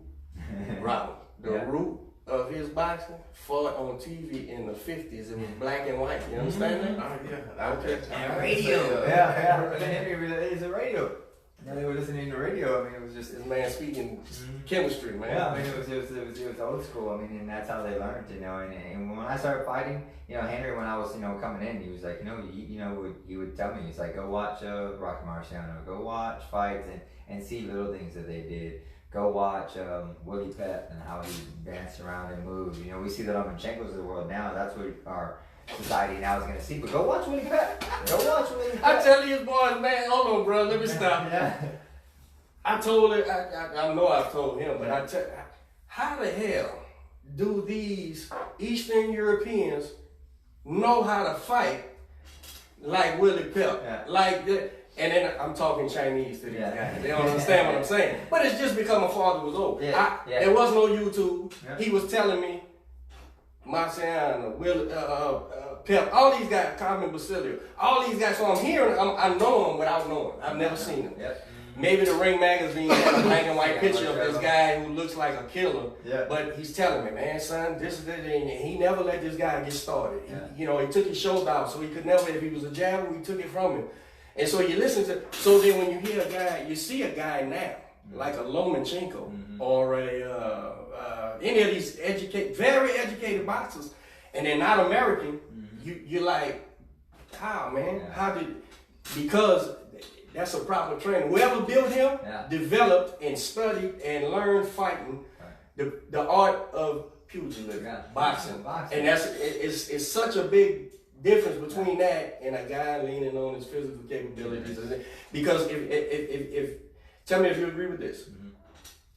If your opponent will beat you because he's faster, stronger, and bigger, well then where's the science in that? That means just get fast, strong, and big, and then you beat everybody, right?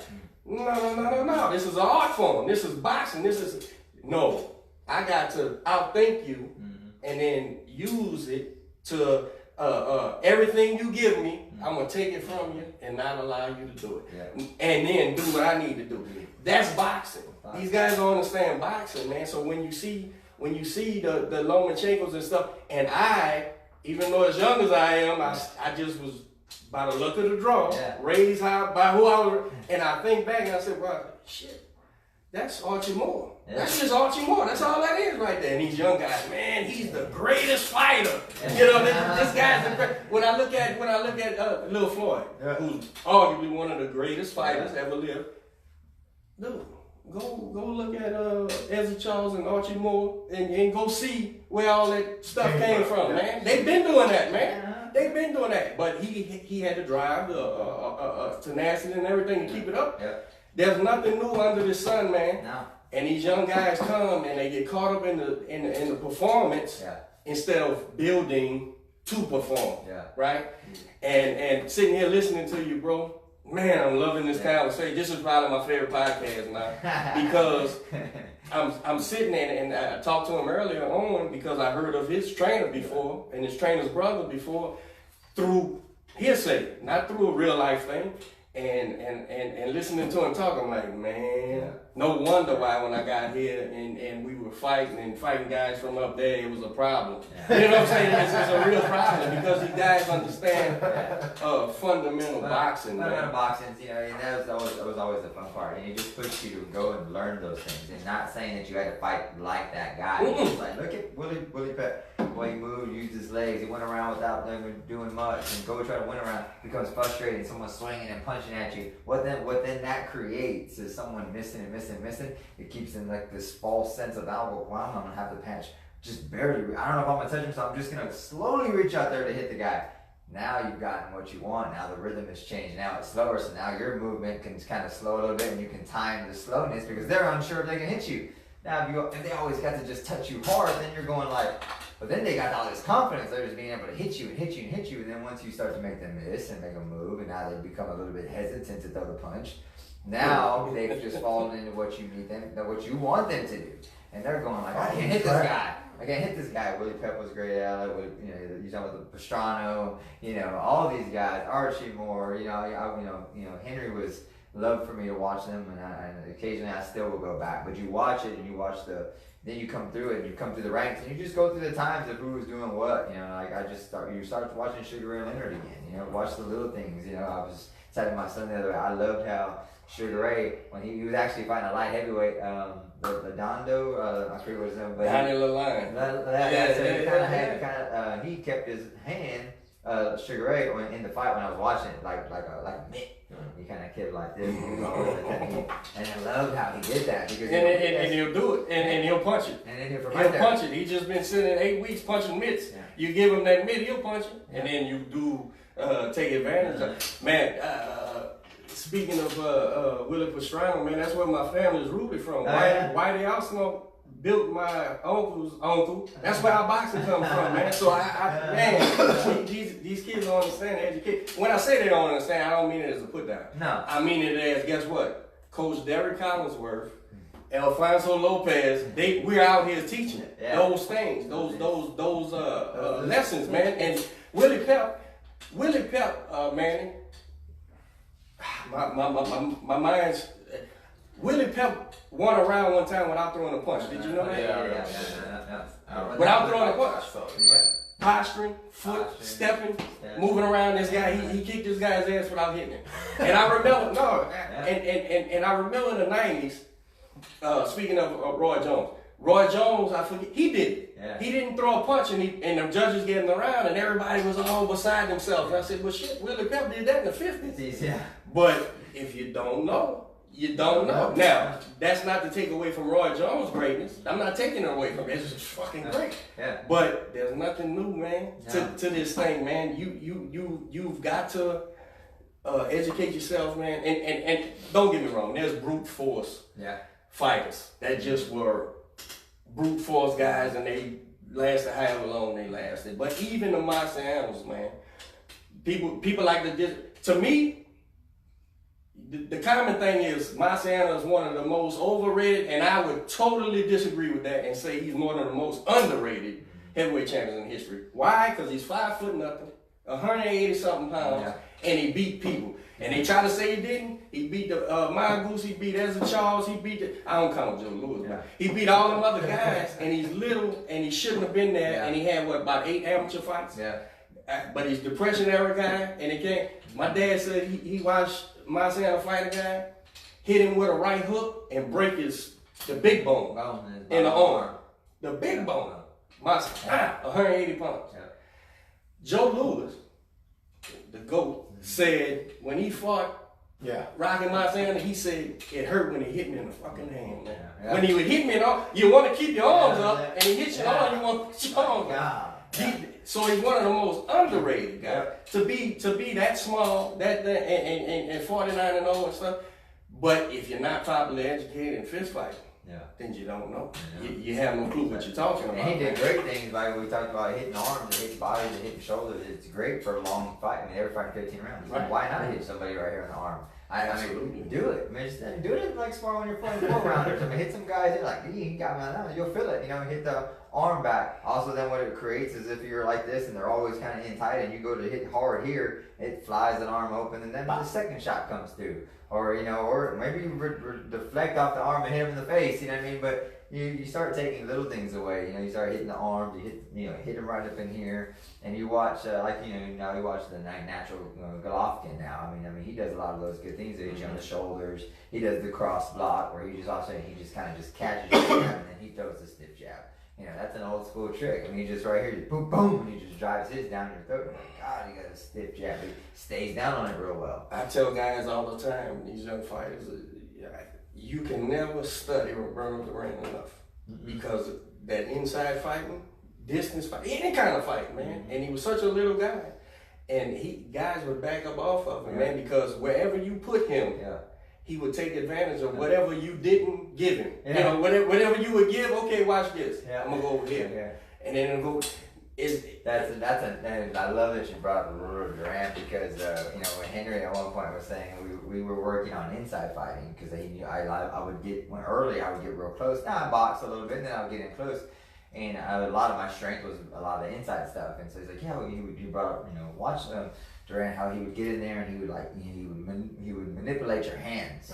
We talk about like he'd grab a hand, he'd pull in here, he'd push your shoulder, he'd grab a hand, he'd tug it there, he'd hit you over the top, he'd reach back in here, grab this hand and hit you back that way, then he'd pull an elbow from underneath and hit you with a body shot. Feed you to the hook, feed you to the body, and he'd let you just kind of roll in all these shots, and he kind of just, and guys are fighting it, you know, like, yeah, no, and then he'd grab your hand and just kind of wear your arm back down, and he was just, and your ass is whooped before you realize what's gonna happen. The whole time you're just trying to fight that good hit, and I was like, he's like, you know, watch it, I want you to start working on it, and I was like, man, I mean, he's like, you're just gonna have to get hit, like, you're gonna mess up and you're gonna get hit, but working on some of these young kids that you're in here with, these other guys in sparring, we're getting sparring, well, I didn't have a lot of guys at our gym, so every time we go to real sparring sessions, I'd try it, you know, and eat a punch, you know, like boom, boom, boom. It'd be a horrible day. We'd leave and oh, that was rough.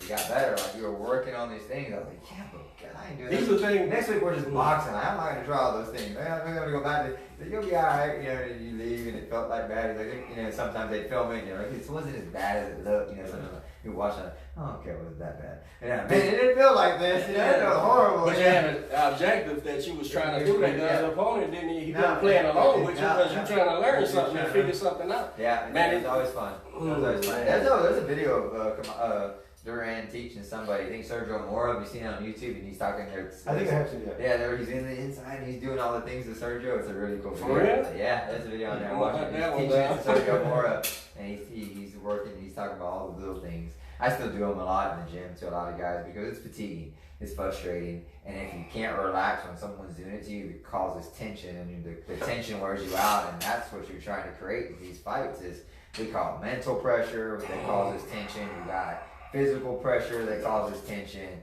You got somebody pushing on your shoulders, and Henry taught me, who did Henry? I'll forget.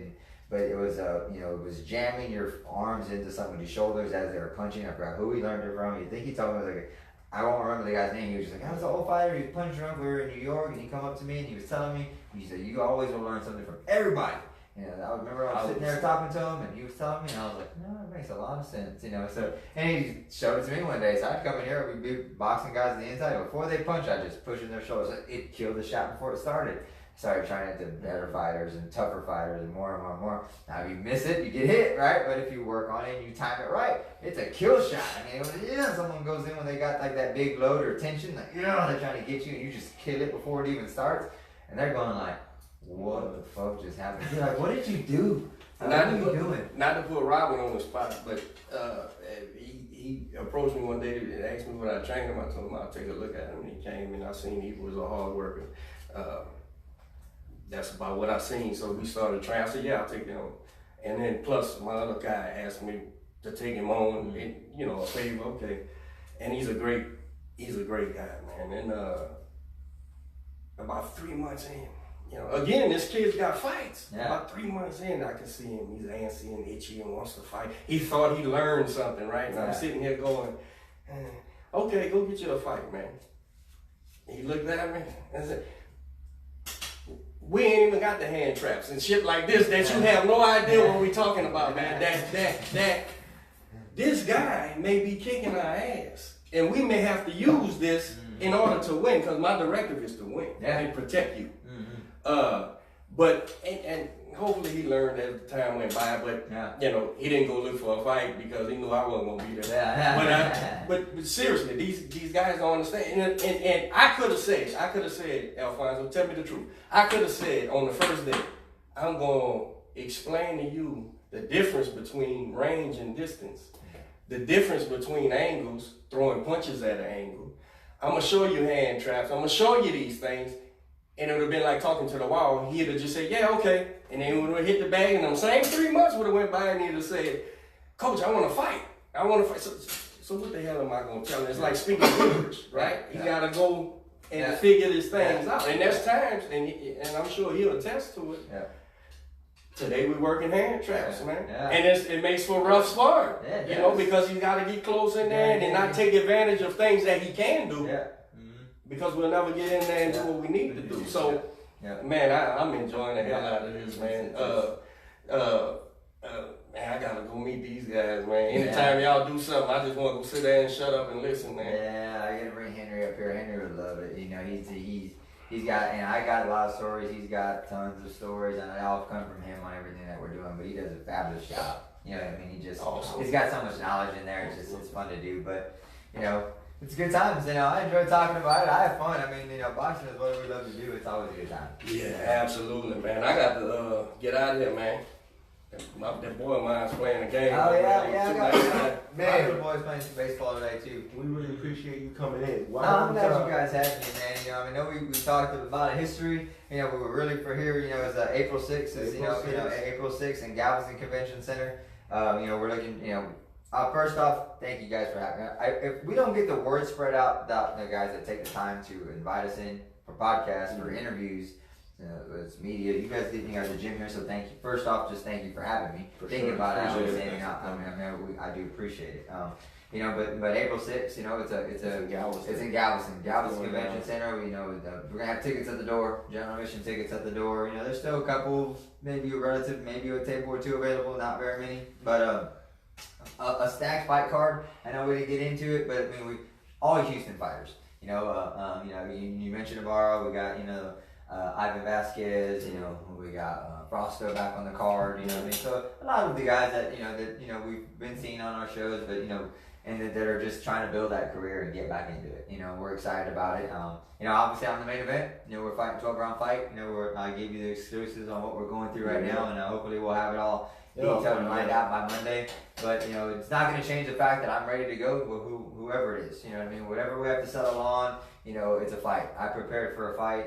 I had a tough training camp, and so, you know, whoever is put in the ring with us on Saturday night next week, you know. And so, it is. Facebook, Instagram, April 6th, Galveston. It's going down on Tigre Promotions. ALFONSO is going to be headlining.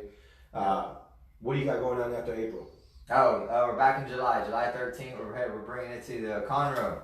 I'm trying to get back to close to cut and shoot. I really would love to have Roy and Henry, and I'd love to bring some of that. There's still a lot of the older the community that remembers Roy. Yeah, they're all there. They're all itching. A lot of they're all there. So we want to try to kind of reach back out and get somewhere close to there for everybody. That's awesome. And then your gym is located where? In Huntsville. Yeah, I'm in Huntsville. You know, the address in Huntsville. It's 2251 State Highway 75 North. It's a private farm. Everybody drives up. It's farmland. And you're like, I don't know if I'm here. Drive up to the house. Come around the back. You'll see the big building. You know, so it's reach out to me. You know, reach out to me on Facebook or Instagram. You know, Tigre Boxing Academy. You know, and when we get out there, we teach I teach a couple classes a week. You know, I teach it while I'm fighting because I love to teach the kids. They come in. We're not sparring. There's no contact. It's just learning the fundamentals and learning how to fight. Are you the only trainer there, or do you have any other trainers? No, yeah, me and Henry are always there. Yeah, me and Henry are always there. You know, more than welcome to come on out. But Tigre Promotions, you know, Tigre Boxing Academy. It's all on social media. Y'all out there on the north side of Houston or up north in Huntsville, y'all go check them out. A couple shout outs to people who live in comments. John Harris, appreciate you turning in. Eddie Lacey, Shelly Arnold, Mike. How do you say Mike's last name? Clicola. He's a spoiler. He show up and win. Yeah. Says you look to be in good shape, Alfonso. Juan. Awesome. Appreciate it. Giving you a shout out. Thanks, Frank. We're live at the Grind Boxing Academy till next week. We appreciate you guys turning in. Who we have next week? We have. I'm blanking out, but we definitely have. Yeah, we have someone. It will be promoted all week. And we're going to continue promote for this show up into it. Next week. So it's a great excitement. We look forward to we look forward to coming back, talking some more, catching up, absolutely, man. get on it. What you guys got going on is great, and it's a big thing. Grand Boxing Camp. Y'all make sure y'all make it out to Galveston. Make it out to Conroe. He puts on a great show. Yes. Some great boxing. It's entertaining as fuck. Come out and support. Thank you, Robert Redmond Jr. for coming in. Of course. Yeah, appreciate it. Learned a lot. Good to see you. Yeah. We'll see y'all soon. Hey, thanks guys. I appreciate it, man. Thank y'all. Hey man, appreciate it. Nah, man, appreciate it. Sorry for being a little bit late. Nah, man, you're good. We're trying to rush it over here. Dude. Hey, my man, I'm glad to meet you, bro. That's Thank you. that was a great conversation right there, man. Good. Nah, it was a lot of fun, man. I mean,